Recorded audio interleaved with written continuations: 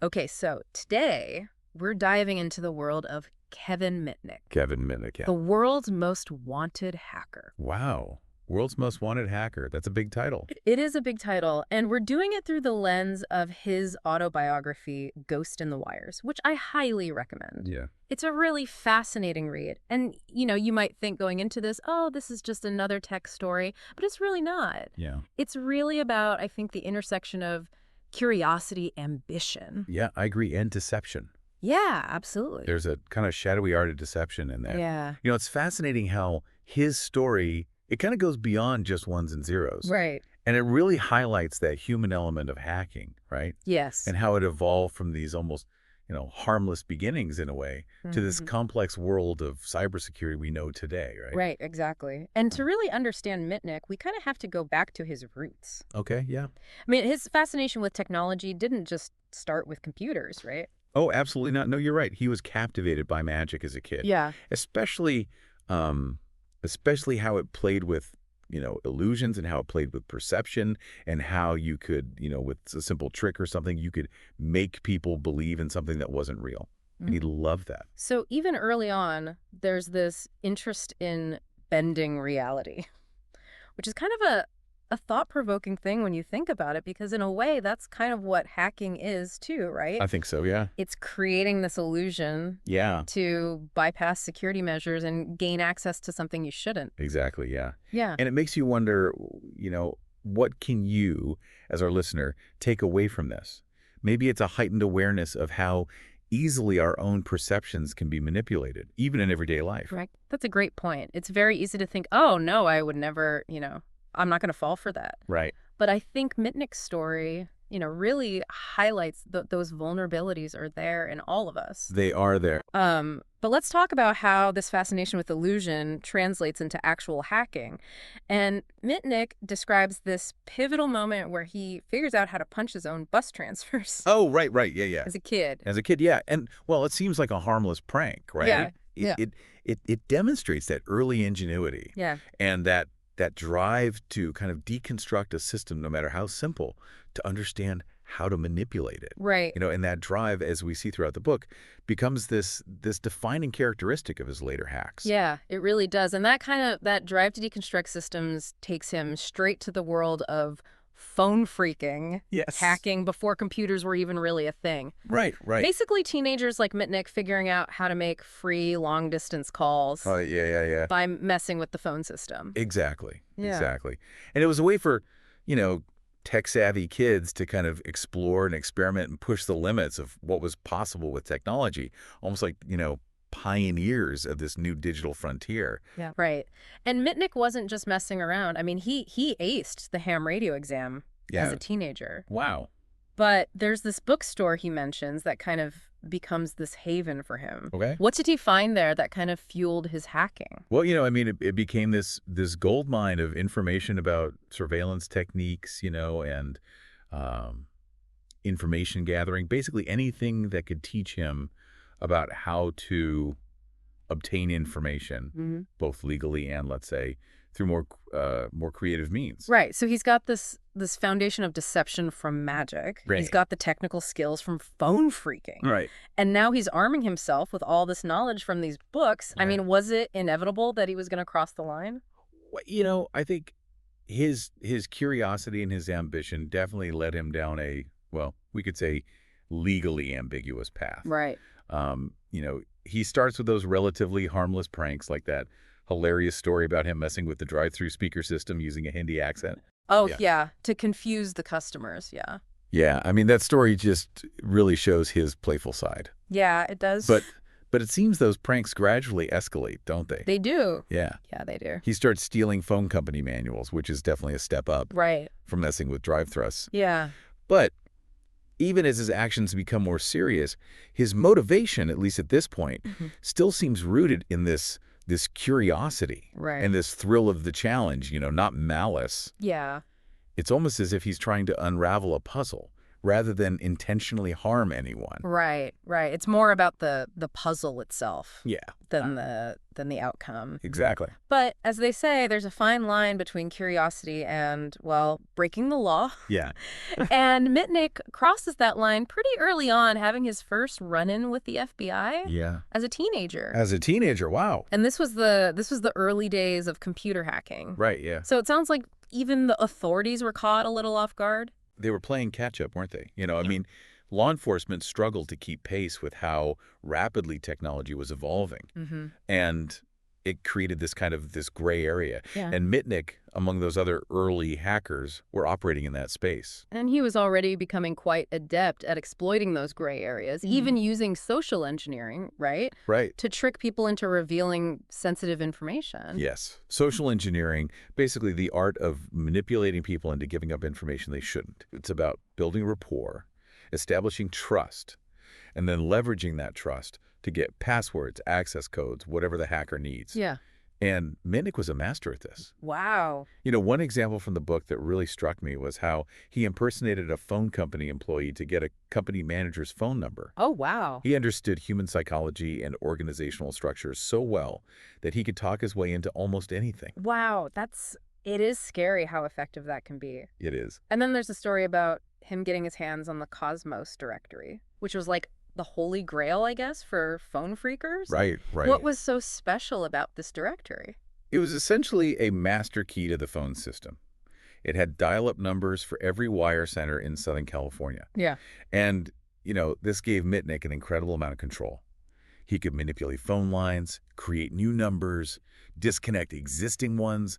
It's a stark example of how even seemingly mundane information could be incredibly powerful in the wrong hands. So you have this kid who's mastered deception, he understands technology, Right. and now he has access to this gold mine of information. Oh, boy. I mean, what could possibly go wrong? Yeah. Well, it sounds crazy. Yeah. But he and a friend decided to physically break into a Fane company facility. What? Yeah.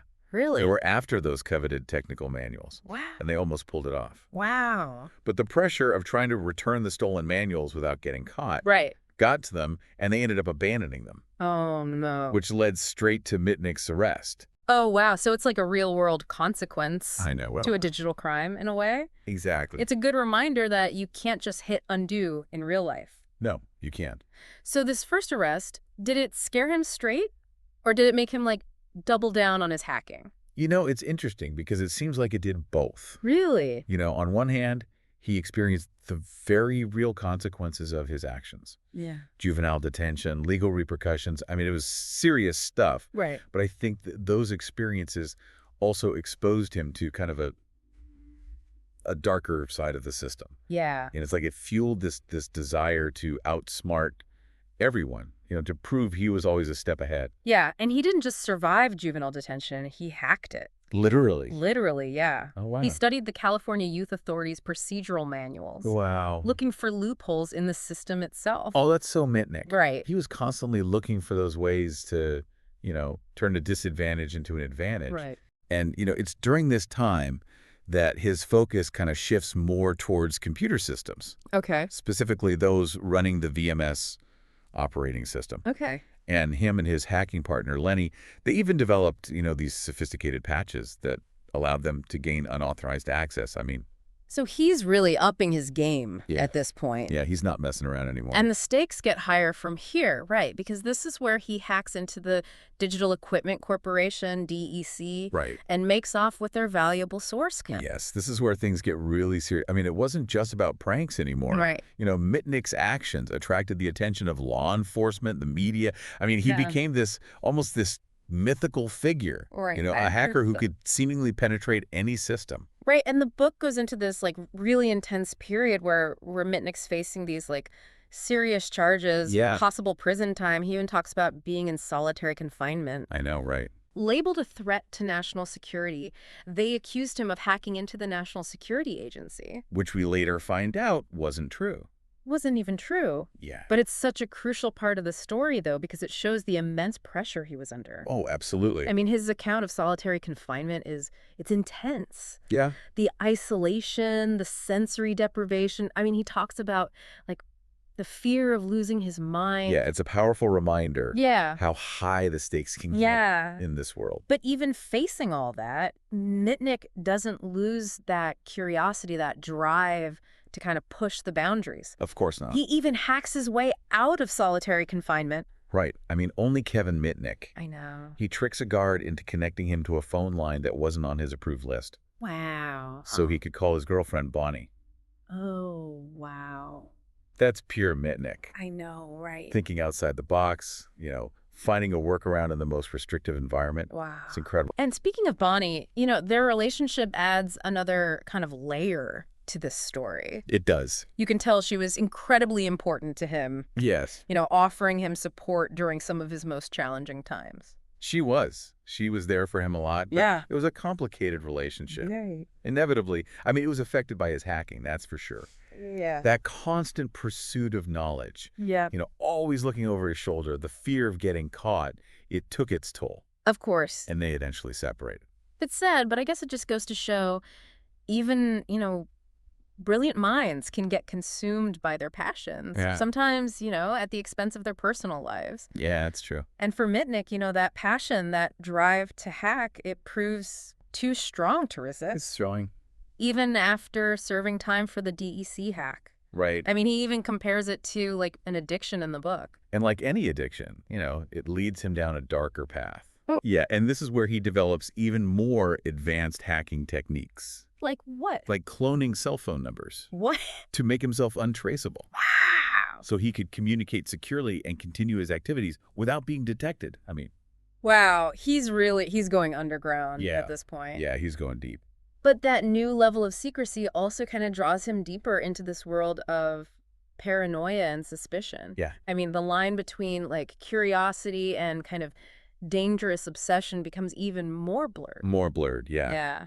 And his actions become less about playful pranks. Right. And more about personal vendettas, this hunger for knowledge that sometimes comes at the expense of others. Hmm. A prime example of this is when he becomes fixated on investigating the death of his half-brother Adam. Oh, yeah. That part of the book it's captivating It is, isn't it? because he's using his hacking skills, but for something so personal. Right, to access phone records, Yeah. anything to uncover the truth about Adam's death. Right. He's convinced there's a cover-up. A cover-up, yeah. Yeah. It's like he's on this personal crusade, Yeah. And it leads him to this mysterious system called SAS, this top-secret surveillance system used by the phone company. Right.